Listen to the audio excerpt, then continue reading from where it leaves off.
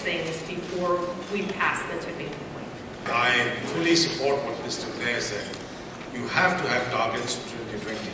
It's not enough to set an aspirational goal for 2050.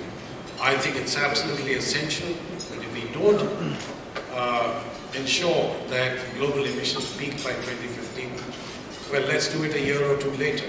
Because if we don't do that, and if we don't start reducing emissions beyond that, then the impacts of climate change will really be very, very difficult for global society to handle. There is a danger of at least 12 countries in the world becoming failed states.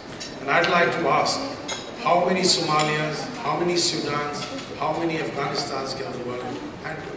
And I think we're heading in that direction, and I'm not trying to dramatize. The scientific evidence of the impacts of climate change in the absence of action clearly indicates conditions that would lead to a breakdown of society. So this becomes more than just an environmental issue, it becomes an issue of international security. Absolutely, and I think that's where I will support the fact that we've got to pursue a path of sustainable development.